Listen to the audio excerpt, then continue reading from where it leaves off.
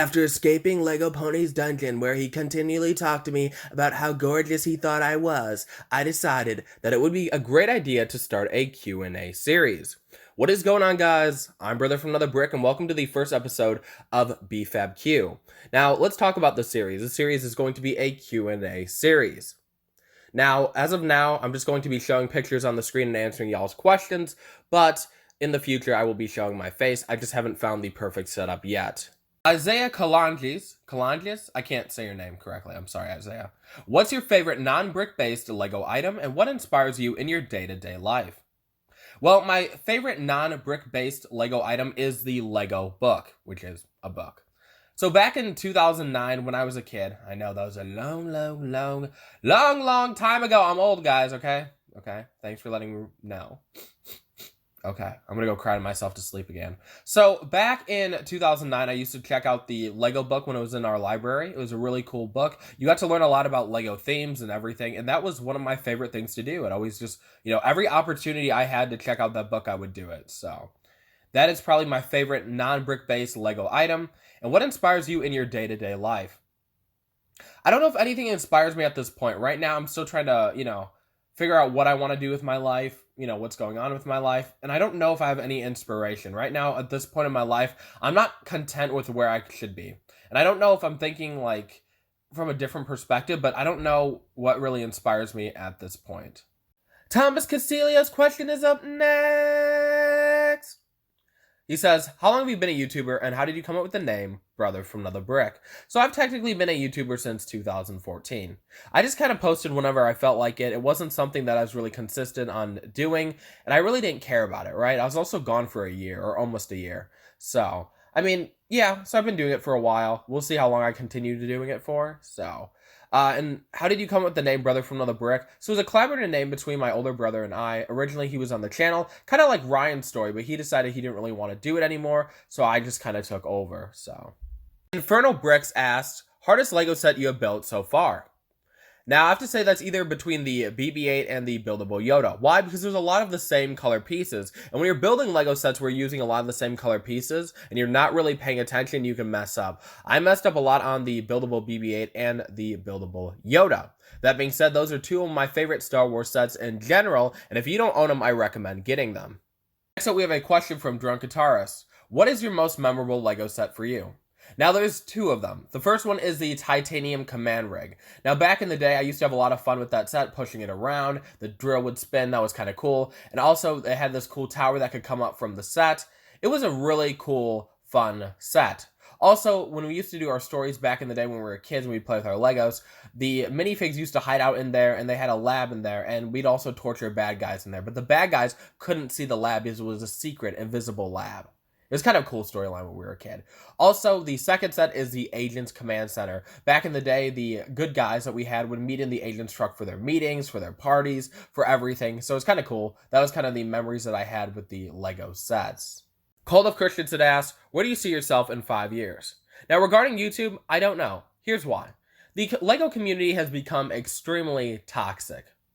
Back in the day, it was a little bit better, but now there's a lot of people that just want to deal with drama and hype. Now, a lot of people might look at my track record, and I was not a perfect person years ago. I still have my drama every once in a while, but I try to avoid it. But you can't avoid it when people continually blame you for crap you don't do. And it makes me sick. As you guys saw, there's a time where I reacted, wrongly by, drinking and freaking out. But, the thing is the community stressing me out. It really is. I've worked my hardest to try to get the people that don't like me to like me. And at the end of the day, I realize I can't win. I really can't. People think I'm trolling them. I've never trolled any of them once. They are not worth it, in my opinion. I've tried to prove stuff, but people just assume things. And it sucks because a lot of these people I like. A lot of these people, I've sent my subscribers over to them. A lot of these people have helped reach their goals. And I can't win. And when people continually go around and tell other people that I'm trolling them or doing this or doing that, I'm just, guys, I don't have time. You are not worth it. I think it's an ego thing. A lot of people think they're worth my time, and I'm telling you guys, you're not worth my time. So for me, at the end of the day, I truly believe that I will not be in the community in 5 years if it keeps going down this way. Because it's starting to stress me out. Because when you continually get blamed for crap you don't do, it hurts. It really screws with you. It really does. And a lot of people don't understand how them lying and them, attacking me for no reason, it's stressing me out. It's become a really stressful thing for me, where I've tried to distance myself from certain people for that reason. So in 5 years, I don't know if I'll be in the community if it keeps going down this way. Regarding career-wise, I see myself as a plumber, an electrician, or an entrepreneur. I've always been very passionate about making money. When I was a kid, I used to sell candy to people and, used to sell these little clay sculptures and stuff and make money and rip people off, and people actually bought it. It's kind of interesting. So I'd like to see myself either be a plumber or an electrician. Both jobs make really good money, and you're not in, school for years to end up with something that you don't want to do. We have a question from the one, the only, Deppy Shep Bricks. He says, another Q&A starting in the community. Well, I have a question. What sparked your interest in the Lego collection hobby? Maybe a set that piqued your interest or something else? Well, I first started liking Lego back in 2005. One of my friends ended up buying me this little quad bike or whatever, and after that I was obsessed with Lego. It was kind of cool because my friend's mother, every time she'd buy her kid something, if he would be like, oh, BFAB would like that too, she would buy it for me. So over the years I ended up getting a decent amount of Lego sets for that reason. Rick Hughes asks, what made you start YouTube? Now the reason I started YouTube was because I found 3 Mr. Golds. Now, back in 2013, I commented on a bunch of people's videos and I found Mr. Gold saying, I found 3. It wasn't a flex thing, it was more like, hey, you found 1, I found 3. And Brick Show kind of made a video, back in the day, where a man had found 2 Mr. Golds. And so I'm like, wow, I found 3. Let me tell the Brick Show. So I ended up messaging the Brick Show, sending them videos, and I sent the pictures, not videos. And so they ended up actually in one of their videos kind of side mentioning me. They said a fan messaged them saying that they had found 3 and I would sell that. And so I did, and I ended up regretting it because right now, guys, Mr. Golds are going from $5,000 to $9,000. That being said, I do have a damaged one at this moment that is 100% authentic, but my 3 Mr. Golds, somebody right now could sell them and make $5,000 to $9,000 off them, and I sold them for next to nothing. If you want more information on that, go check out Bricks and Bits episode Mr. Gold, 3 Mr. Golds found.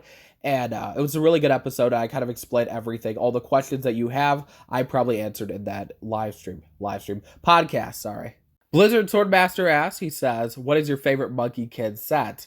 Now, my favorite Monkey Kid set is the Monkey Kid mech. But personally, I love all of the sets. They're all amazing. I need to have every single one of them. And if I wasn't so broke, I'd have them all right now. But I'm very, very, very, very, very, very, very, very, very, very, very, very broke. Next up, we have a question from EK Starlord. Do you think you will see the Star Wars films one day? I don't think so. I have no interest in going and seeing any of these Star Wars films. At this moment, I've watched The Mandalorian, which I know is not considered a Star Wars film. It's considered a TV series, and I'm really hyped for Season 2. But as of now, that's the only thing I plan on watching. I really don't care to get kind of mixed into the Star Wars franchise. Even though I saw the thumbnail with my question on it, lol, I do have another question. Yeah, see, production asks that last question. Sorry. Blame the Pony Army. But we will answer this question, Dark Shadow. What Lego idea set are you looking forward to the most of the ones already approved? 123 Sesame Street, Medieval Blacksmith, or Winnie the Pooh's house? Now, I'm really looking forward to 123 Sesame Street. That set is rumored to be a $350 set. Now, if they end up giving us molded characters, I'm really, really hyped for it. It's hard to kind of choose between the Winnie the Pooh set also and the 123 Sesame Street. I grew up watching Winnie the Pooh, also grew up watching Sesame Street. So, for nostalgia reasons, I want both of those. I can't really choose one in that case. So, I'm kind of hyped for the Sesame Street and the Winnie the Pooh's house. Not that I care for, Elmo anymore or Winnie the Pooh, but I am hyped for those sets, and I cannot wait to get them. UltraDude1 asks, would you rather give up all things Lego, videos, hauls, etc., or give up being a YouTuber? Keep up the amazing content, man. You're one of my favorite Lego YouTubers. Oh, thanks, UltraDude. Bro, I really appreciate that, man. So I would rather give up being a YouTuber. It's really an easy question for me because at the end of the day, I've dealt with a lot of crap in the community. Back in the day, 2016, me was a jerk and would always try to cause, drama with people, and people didn't like me. So I've kind of been holding on to that reputation. A lot of people hold me accountable to what I did back in 2016. And for me, I think I've been a changed person since then. I've been a jerk every once in a while, and that's life. But like for me, YouTube is a stressful thing. When you're continually getting made fakes of or continually being accused of this and that, like giving up YouTube would be easy for me. If I didn't make a lot of friends in the Lego YouTube community, I would have already given it up.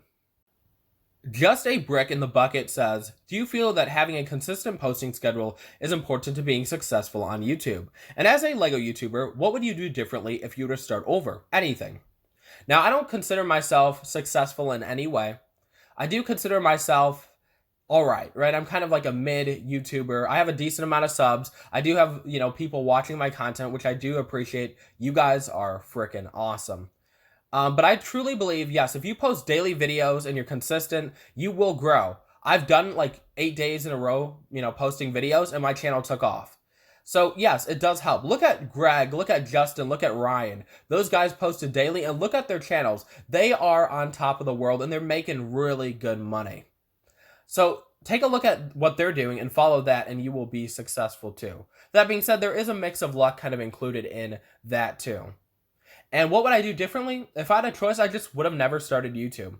But at the end of the day, I want to improve my videos. I'll continue posting videos for y'all, and I cannot wait to see, what the future holds. Chai Time is my time asked, would you eat a cheeseburger for $1,000 worth of free Lego?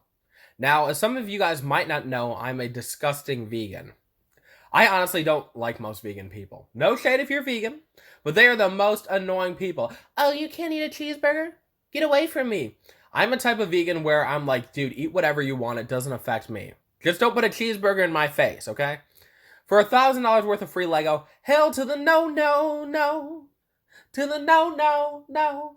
It's $1,000 shy. $1,000 worth of free Lego. Who do you think I am? Some cheapskate? Now, for $1 million worth of Lego, we might talk. But I've been vegan for 13 years, and for that reason, I would not do it for $1,000 worth of Lego. For $1 million, maybe. I love asked, is there a set you regret not buying and why, and what's your favorite set? So the set I regret not buying is the Lone Ranger Constitution Train Chase. I believe that's the name of the set. Now, back in the day at Toys R Us, they ended up having the set for like 70% off, and I was broke, so I never bought it, but I regret not getting that set.